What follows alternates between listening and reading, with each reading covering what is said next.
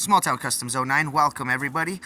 This is, let me just give you a little breakdown real quick. This is an 88 Dodge Ram 50, two-wheel drive, with originally had a 5-speed and a 4-cylinder.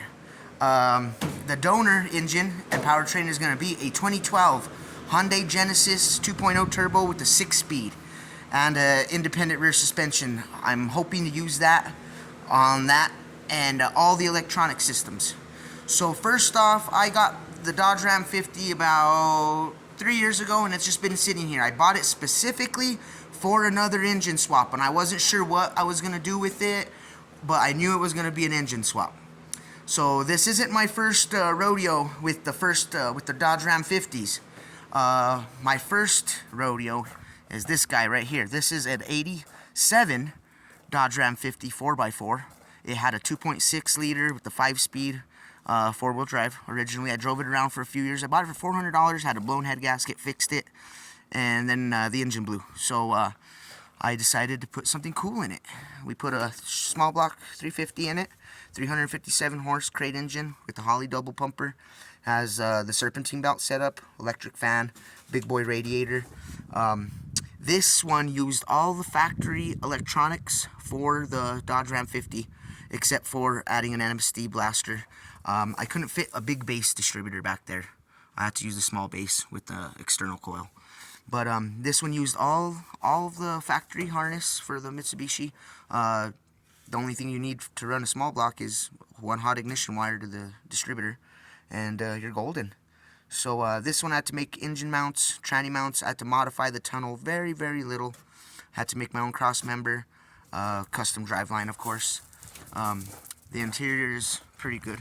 This thing I got from an old man, one owner. I had the seat reupholstered. I put a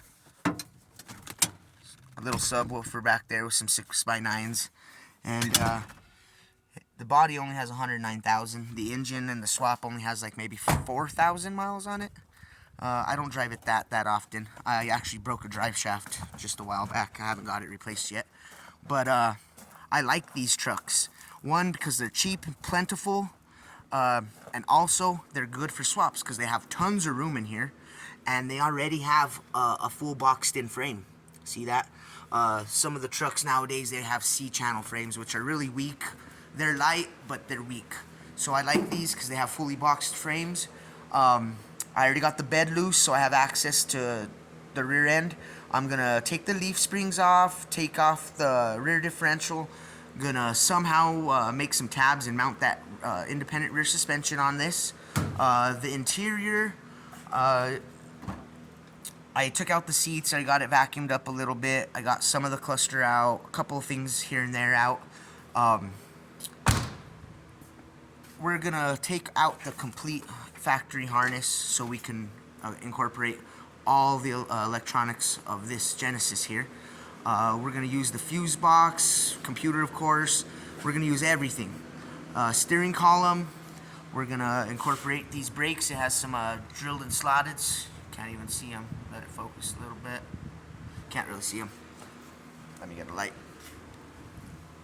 See, now you can see them. So we're gonna try to incorporate as much as we can on this. We're gonna use the cluster. We're gonna use the steering column. I'll figure out a way to mount the steering column up underneath the Dodge, and this doesn't have electric power steering, so it'll be kind of nice because then I'll be able to use that gearbox. It doesn't have a rack and pinion, it has a gearbox, but I'll be able to attach the end of the steering column here to my gearbox. Maybe even if I have to make an adapter, lengthen it or whatever, I'll make it work. We're gonna have to figure out the hydraulic system on this for the clutch, because this all Dodge Ram 50s have a cable clutch, just like a Mustang, like the older Mustangs. So I had to put my own factory, make my own hydraulic system to take out the factory cable operated stuff. But other than that, it should be pretty cut and dry. It's a longitudinally mount 4-cylinder, just like this one was. So the pads for the motor mount should be fairly close. Same thing with the cross member. The driveline, I hope I don't have to extend it.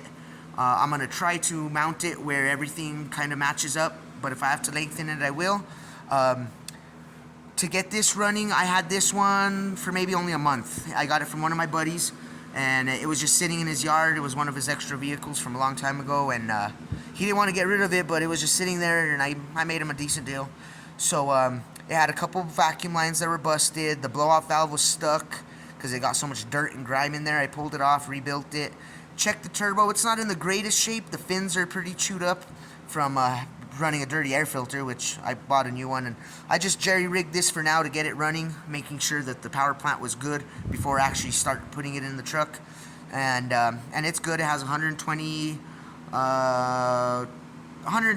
on 3 of them, and then one has like 110 or something. I have a short, if you check out my other videos, what the actual numbers were. But overall, it's a pretty good engine. I'm gonna start by draining all the fluids, marking all the electrical stuff.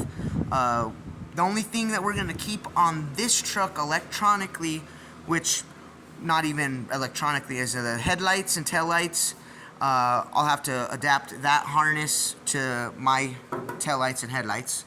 And the blower motor and the heat controls are probably going to be the same on this one. So I'll just cut the pigtail at the resistor and at the motor so I could splice in that the Hyundai's harness.